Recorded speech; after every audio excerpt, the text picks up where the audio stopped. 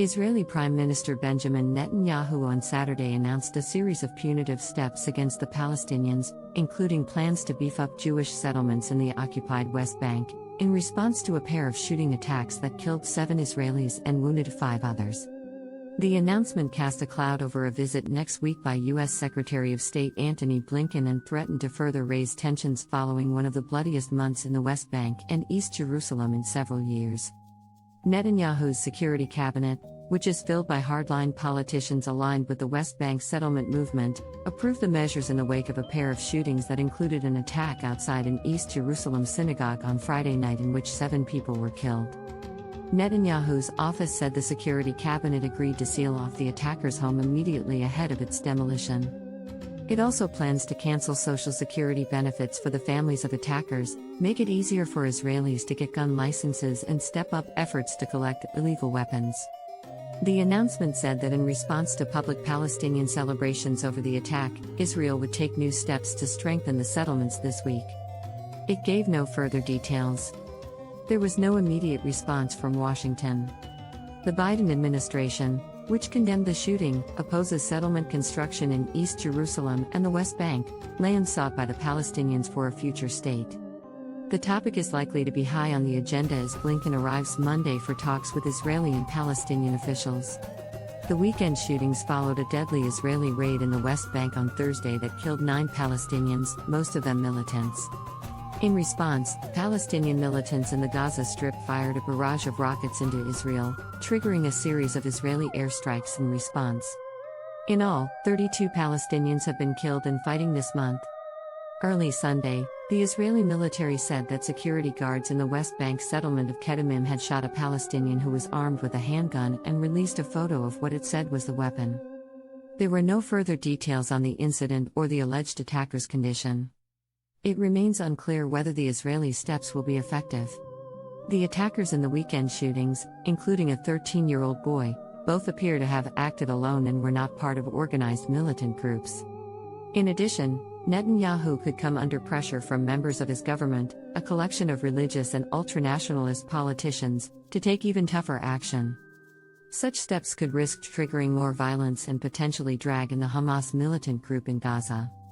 If it's even possible to put this violent genie back into the bottle, even for a little while, this would require the reinforcement and proper deployment of forces, and carefully managing the crisis without being guided by the widespread calls for revenge, wrote Amos Harrell, the defense affairs commentator for the Haaretz newspaper. Friday's shooting, outside a synagogue in East Jerusalem on the Jewish Sabbath, left 7 Israelis dead and 3 wounded before the gunman was killed by police. It was the deadliest attack on Israelis in 15 years. Authorities published the names of 4 of the victims. They included 14-year-old Asher Naden, Eli Mizrahi, 48, and his wife Natalie, 45, and Raphael ben Eliyahu, 56. Funerals for some victims were scheduled Saturday night. Mourners lit memorial candles near the synagogue on Saturday evening, and in a sign of the charged atmosphere, a crowd assaulted an Israeli TV crew that came to the area, chanting "Leftists go home." Ella Zakovich, an aunt of Natalie Mizrahi, said that her niece had been celebrating the Jewish Sabbath with her husband and his father when they heard gunfire outside on Friday night. While eating, she and her husband wanted to help and went out of the house to treat the wounded. They shot both of them, Zakovich said in a statement released by Hadassah Hospital, where Natalie Mizrahi worked serving food to patients. In response to the shooting, Israeli police beefed up activities throughout East Jerusalem and said they had arrested 42 people, including family members, who were connected to the shooter. The attacks pose a pivotal test for Israel's new far-right government. Both Palestinian attackers behind the shootings on Friday and Saturday came from East Jerusalem. Palestinian residents of East Jerusalem hold permanent residency status, allowing them to work and move freely throughout Israel, but they suffer from subpar public services and are not allowed to vote in national elections.